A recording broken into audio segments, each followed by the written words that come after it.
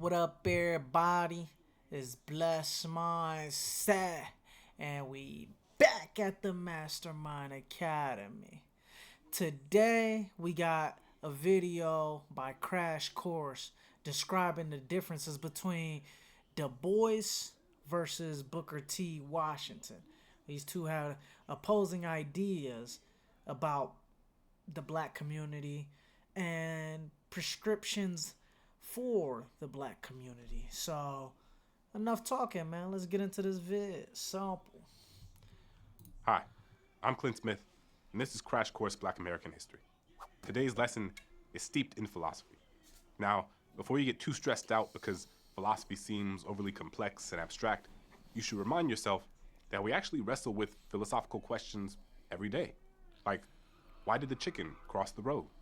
Or, what came first, the chicken or the egg? Or if you're my toddler, if I eat a lot of chicken, will I turn into a chicken? We've also seen great leaders throughout history challenge one another based on philosophies that they live by, like Thomas Jefferson versus Alexander Hamilton, or even that short-lived spat between Captain America and Iron Man. In this episode, we'll unpack the competing philosophies of Booker T. Washington and W.E.B. Du Bois, two great political leaders in the late 19th and early 20th centuries, a time when many black Americans were still trying to figure out the best way to be a part of this country.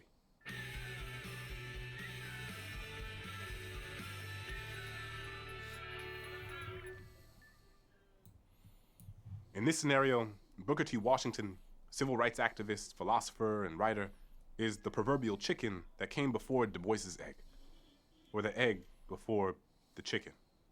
Anyway, you know what I mean. Washington was born in Franklin County, Virginia in 1856 to an enslaved woman. His father, from what we know, was a white man who he didn't know. In 1865, after emancipation, Washington's family relocated to West Virginia when he was 9 years old, and where he worked in the mines as a child. Washington also attended local schools and colleges, including Hampton Institute in Hampton, Virginia, before going to Wayland Seminary in Washington, D.C. Washington's philosophy was centered on the idea of self-sufficiency. He emphasized black economic freedom and argued that black Americans would gain acceptance and economic stability in society through their skills and labor. He famously advocated for this approach in an 1895 Atlanta Compromise speech, in which Washington pushed for black uplift through self-improvement and attempting to dignify and glorify common labor, as opposed to attempting to directly challenge and fight back against Jim Crow segregation. People tend to give Washington a hard time about this, and in some ways, that's understandable. But we should remember the larger context of this moment. This was a period of time when black lynchings were peaking throughout the South. Many black folks were scared, and as the most prominent black leader, Washington was trying to reassure the larger white community that if they just let black people be, farm their land, work their jobs, get a basic education, they wouldn't push back against the larger Jim Crow system. But just because he championed gaining acceptance from whites through industriousness and labor, that didn't mean that he was necessarily keen on the idea of black people integrating into the larger white community. Again, he was thinking of black economic stability, but also safety from racial violence. In the Atlanta Compromise speech, he said, quote, "In all things that are purely social, we can be as separate as the fingers, yet one as the hand, in all things essential to mutual progress." And I think that's where this nigga bugging for real. Like, I think that he was culturally indoctrinated to believe this because of his time frame, right? I think he was right though in terms of like black people gaining skills and stuff like that. And I think the more black people was gaining skills, the more that, white people were actually accepting black people, right? And you seen that with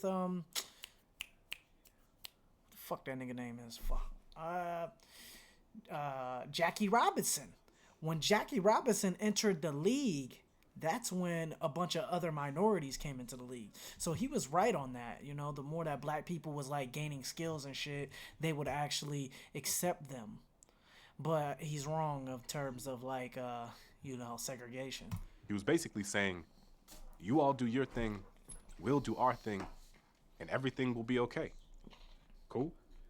Washington later wrote in his essay, Industrial Education for the Negro, "For years to come, The education of the people of my race should be so directed that the greatest proportion of the mental strength of the masses will be brought to bear upon the everyday practical things of life, upon something that is needed to be done, and something which they will be permitted to do in the community in which they reside. Washington published his seminal work, Up from Slavery, in 1901. In this book, he urged black people in the South to obey segregation laws and show deference to white authorities to keep the peace. And while Washington's philosophies gained a pretty substantial following, those ideas weren't enough for the people who wanted to see more immediate change.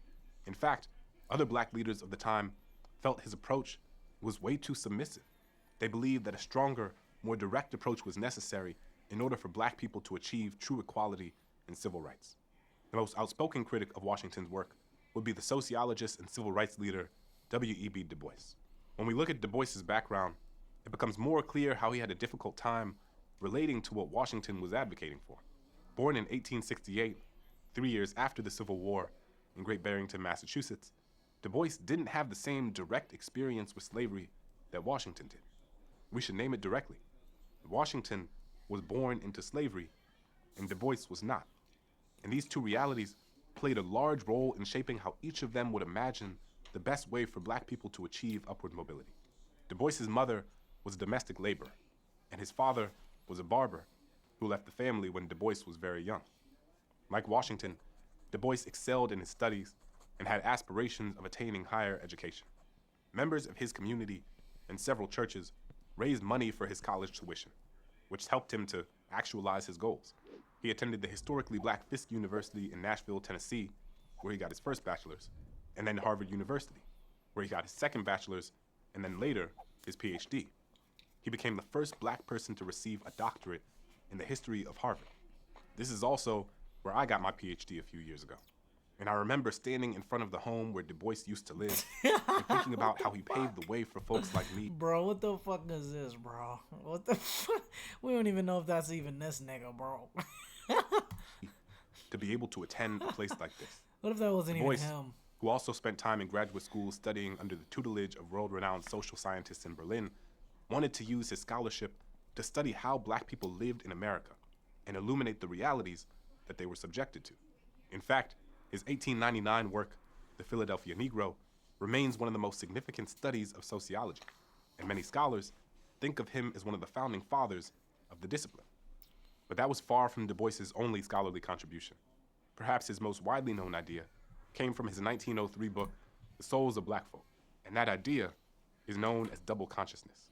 He describes the mechanism as a veil, stating, quote, "The Negro is a sort of seventh son, born with a veil and gifted with second sight in this American world, a world which yields him no self-consciousness, but only lets him see himself through the revelation of the other world.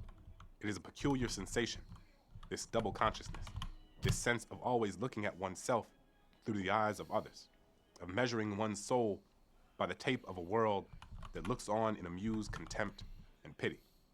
One feels his own two-ness, an American, a Negro, two souls, two thoughts, two unreconciled strivings, two warring ideals in one dark body, whose dogged strength alone keeps it from being torn asunder.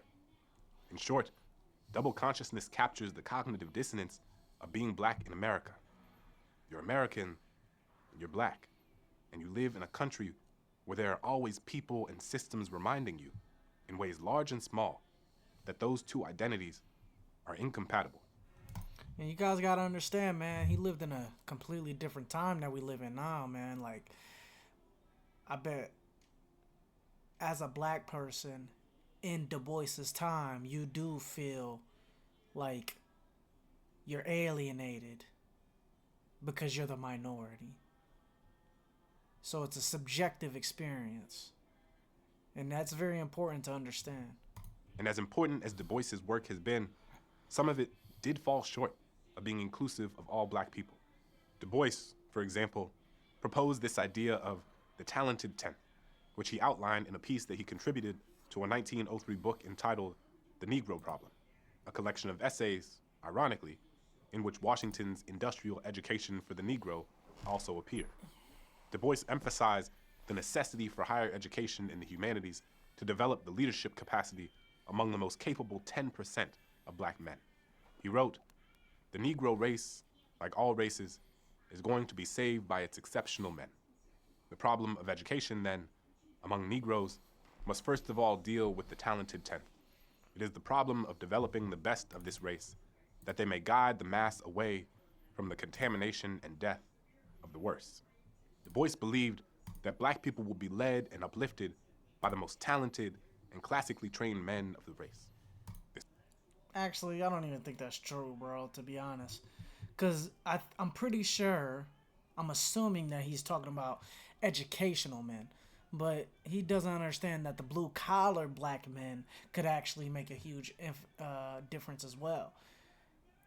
I mean, and it depends on what type of difference you want. I mean, it doesn't just have to be the most talented top 10% of men. Like, you know what I'm saying? And then you gotta understand he's talking about men too. Like, there's women that's gonna make a difference as well, and that's very important to understand. So it's not just top 10% of men. Men can make a difference within their own communities, even if it's not, the top 10% of men. Like, people can make a difference within the church. Like, people can make a difference within their own household, right? But he's talking about strictly the, men too.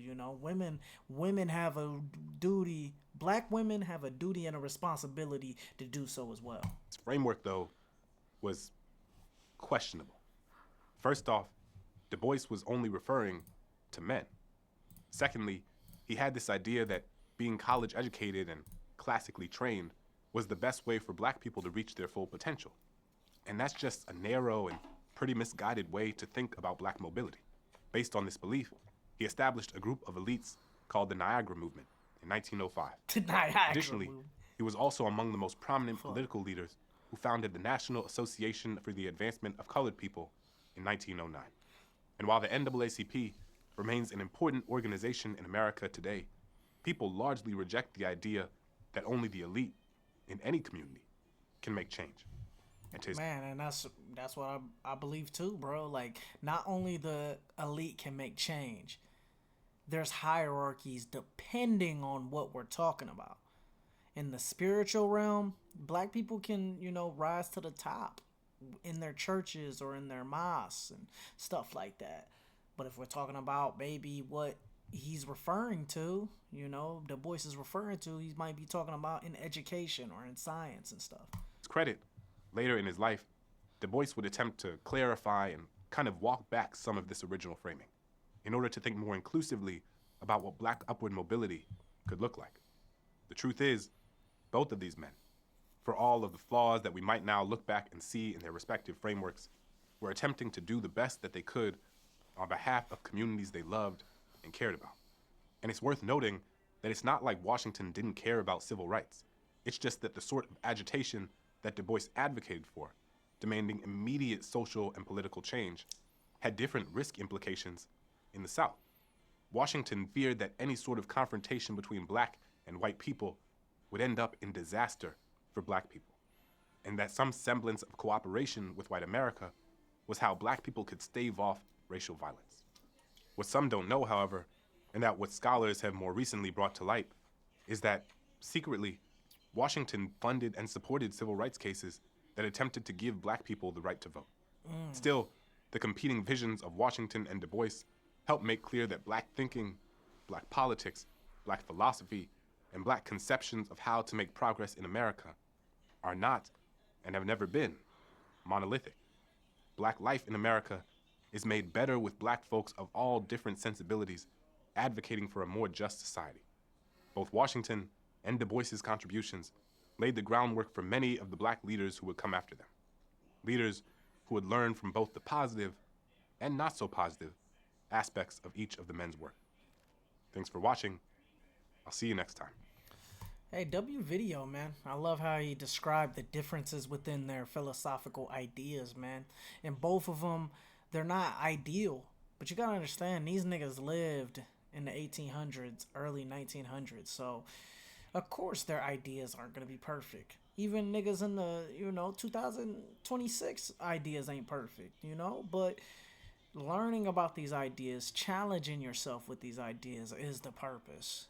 And I fucked with both of them, man. So, W Du Bois, W Washington, man. But I'm going to catch y'all next time, man. I love y'all, man. Peace out.